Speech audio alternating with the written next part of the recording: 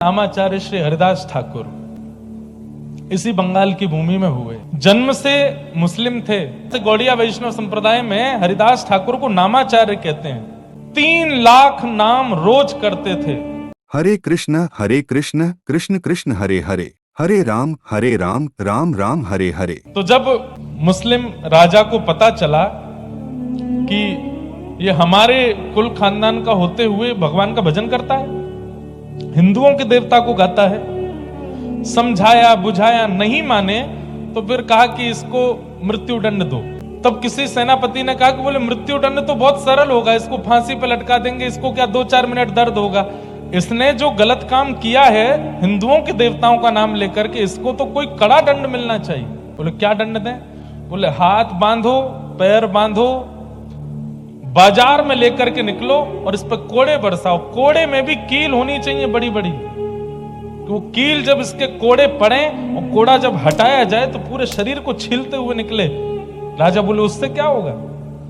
बोले बाजार में जब बच्चा बच्चा इसको देखेगा, लोग इसको देखेंगे तो कल को कोई भी, अरे मुस्लिम तो क्या, दूसरी जाति के क्या, हिंदू भी अपने देवता का नाम लेने में घबराएंगे जब देखेंगे कि ये दंड मिल रहा है। तो राजा ने कहा यही ठीक है।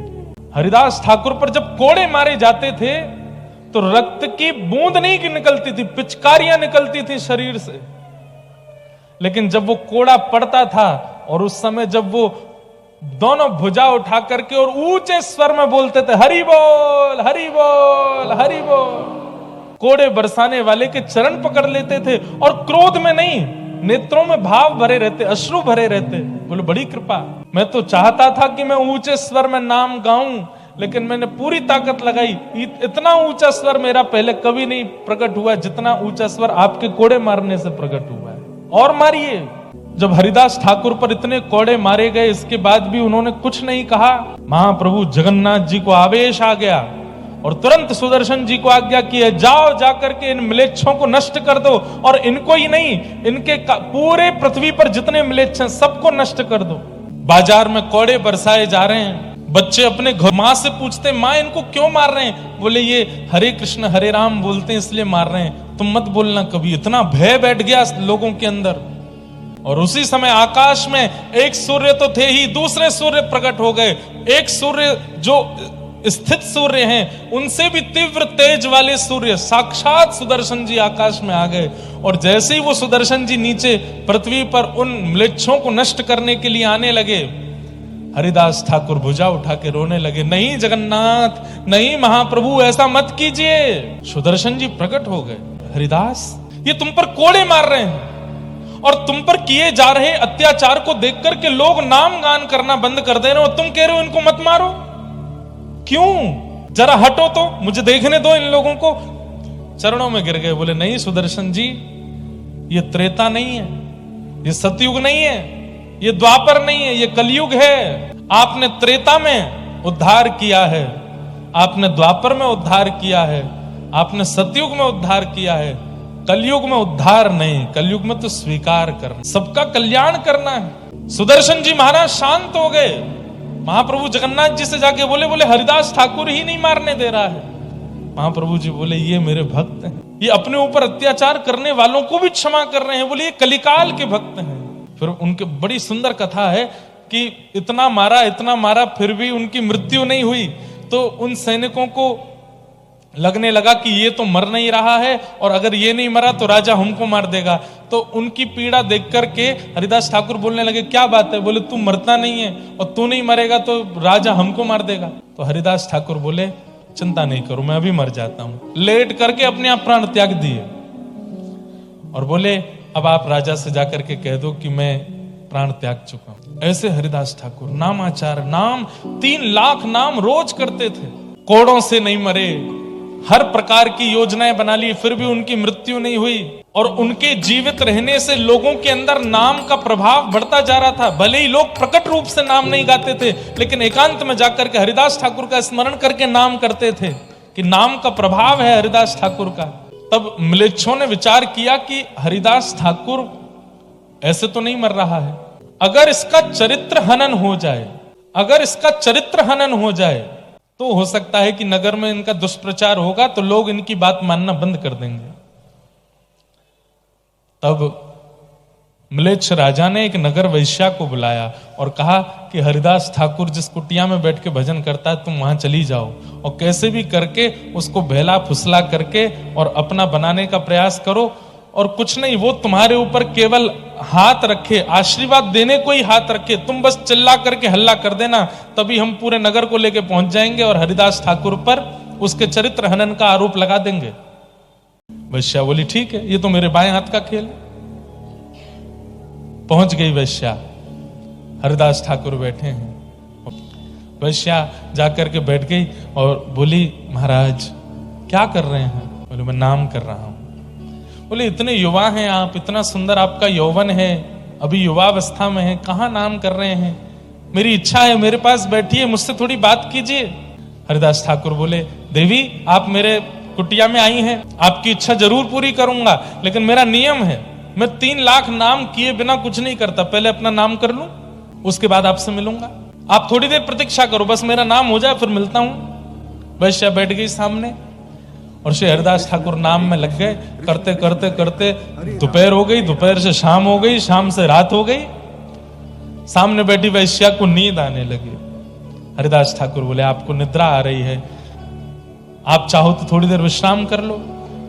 वैश्या बोली आप अपना नाम कर लीजिए, मैं कल आ जाऊंगी आपके पास। बोले हाँ कल आ जाना। हरिदास ठाकुर का नियम था कि 12 बजे अगर 3 लाख नाम पूरे हुए तो 12:01 पर दूसरे दिन का नाम शुरू कर देते थे। वैश्या सुबह फिर से आ गई, आकर के देखा तो हरिदास ठाकुर फिर से नाम में बैठे। बोले आपका कल का पूरा नहीं हो? बोले कल का तो पूरा हो गया, दूसरे दिन का शुरू हो गया। अभी देवी अब तो प्रतीक्षा कर, आप अगर थोड़ी देर पहले आती, जब नाम पूरा हुआ तभी आ जाती तो आप जो कहती मैं आपकी इच्छा पूरी करता, पर अब तो दूसरे दिन का नाम चल रहा है, अभी 3 लाख होगा तभी बात करूंगा मैं। वैश्या फिर बैठ गई सामने, जपते जपते जपते हरिदास ठाकुर नाम नहीं जप रहे हैं, प्रत्येक नाम में प्रार्थना कर रहे हैं कि हे जगन्नाथ मेरे इस नाम का बल, मेरे इस नाम का प्रभाव, मेरे इस नाम का पुण्य इसको दे देना। ये इतनी सुंदर है, इतना अच्छा गाती है, इतने सुंदर इसके नेत्र हैं, इतना सर्वांगीण इसका सुंदर मधुर है, अगर ये सर्वांगीण अंग से आपका नाम गाएगी तो आपको प्राप्त कर लेगी। मेरे इस नाम का प्रभाव नाथ इसके हृदय को पवित्र कर देना। दूसरा दिन भी निकल गया। वैश्या रात्रि में बोली मैं जाती हूं, कल फिर आऊंगी, मुझे सही समय बताओ कितने बजे नाम पूरा होता है? बोले मुझे समय तो नहीं पता, पर तुम आ जाना, सुबह भोर में मंगला में आ जाना, सुबह सुबह 4 बजे आ जाना। ठीक है। अगले दिन तीसरे दिन वैश्या 4 बजे पर हरिदास ठाकुर तीसरे दिन का नाम प्रारंभ कर चुके थे। बोले अब तो देवी प्रारंभ हो गया, अब तो ये पूरा।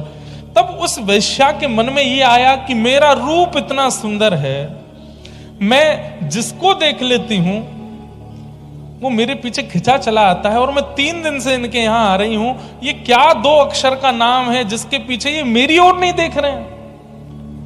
ऐसा क्या है इस नाम में जिस नाम के प्रभाव से ये मेरी ओर नहीं देख? तब उसने प्रार्थना करते हुए कहा आप क्या नाम करते हैं, थोड़ा मुझे सुनाएंगे? बोले सुनोगी? हरे कृष्ण कृष्ण कृष्ण हरे हरे, हरे राम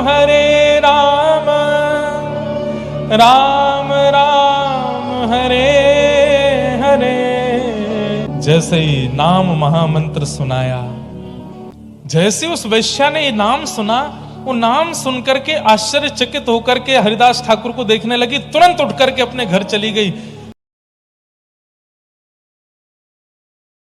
उस वैश्या को अपना कृत्य पाप नहीं लगता था, उसको लगता था ये तो पैसा कमाने के लिए सब लोग करते हैं कुछ ना कुछ, मैं ये करती हूं, इसमें बुराई क्या है? लेकिन आज पहली बार उसको पाप बोध हुआ। आज वो वैश्या रो रही है, इतना वो जीवन में कभी नहीं रोई, और एक एक क्षण उसको याद आ रहा है कि मैंने अपने तन को बेचा, मैंने कितने लोगों के घर उजाड़ दिए, मैंने कितने पुरुषों का जीवन बर्बाद कर दिया, कितनी माताओं का जीवन नष्ट कर दिया। आज उसको इतनी आत्मग्लानि होने लगी, इतनी आत्मग्लानि, अब तो वो कुटिया से बाहर, अपने घर से भी बाहर निकलती है तो मुंह छुपा के निकल रही है। और बस पहुंच गई हरिदास ठाकुर के पास। एक बार प्रत्यक्ष नाम सुनने का प्रभाव, और दूसरा वो 3 लाख करके करीब 9 लाख नाम तो हरिदास ठाकुर ने उसके सामने जपा है। इस कारण से उस वैश्या के मन में बस उथल पुथल हो रही है, वो चरण पकड़ रही है हरिदास ठाकुर। मैं कैसे उद्धार करूंगी, मुझे तो जगन्नाथ जी कभी स्वीकार ही नहीं करेंगे, मैंने तो इतने बड़े पाप किए। व्यक्ति अपने जीवन में 10-5 पाप करता होगा, पर मैंने तो अपने पूरे जीवन में अपनी बाल्यावस्था से अब तक पाप ही पाप किया है, मुझे महाप्रभु कैसे स्वीकार करेंगे। हरिदास ठाकुर बोले, ठाकुर जी की यही कृपा है। मानवों में और ठाकुर जी में अंतर यही है कि मानव गलतियां मरते दम तक याद रखता है और ठाकुर जी एक क्षण में भुला देते हैं। हरिदास ठाकुर बोले, जो नाम तूने सुना है बस उसको अपना जीवन बना ले और लौट करके पीछे नहीं देखना, ना आत्मग्लानि करनी, ना दोबारा उन कृत्यों में जाना जो तूने किए हैं। और सुन, इस कुटिया में मैंने करोड़ों नाम किए हैं, अब मैं तो कहीं और चला जाऊंगा, तो इस कुटिया में रहे और यहां रह करके भजन कर। हरिदास ठाकुर तो उस समय चले गए, वहां से कहां गए, आगे कहीं निकल गए और उस वैश्या को उस कुटिया में बैठा गए। हरे कृष्ण कृष्ण कृष्ण हरे हरे, हरे राम राम राम हरे हरे। जिसका रूप देख करके काम प्रकट होता था लोगों के चित्त में, आज उसका रूप लावण्य ऐसा कि जब वो कुटिया से निकलती है तो हजारों संतों की तादाद में लोग उसको दर्शन करने के लिए आते हैं, क्योंकि उसको देख करके अब महाप्रभु जगन्नाथ प्रकट होते हैं चित्त में। हरिदास ठाकुर के जीवन की एक बात और, वे जब रात्रि का समय होता था तो भुजा उठा करके और ऊंचे स्वर में नाम गुणगान करते थे ठाकुर जी का। किसी ने आकर के टोका, बोले कि सोते नहीं हो, हमको भी नहीं सोने दे, इतना तेज तेज क्यों बोलते हो, मन में कर लो। अभी हमने मोनेर बात करी, लेकिन हरिदास ठाकुर का कारण ऊंचे स्वर में नाम जप इसलिए नहीं करते थे कि लोग जाने कि देखो मैं भक्त हूं। उन्होंने बताया कि मैं ऊंचे स्वर में नाम जप क्यों करता हूं, बोले मैं मन ही मन करूंगा तो मेरा उद्धार होगा, और मैं ऊंचे स्वर में करूंगा तो मानवों का नहीं, कितने कीट पतंग जीवाणु इस हवा वायुमंडल में डोल रहे हैं, वे भी नाम सुनकर के तर जाएंगे, इसलिए ऊंचे स्वर में करता हूं। सबका कल्याण, सबका उद्धार।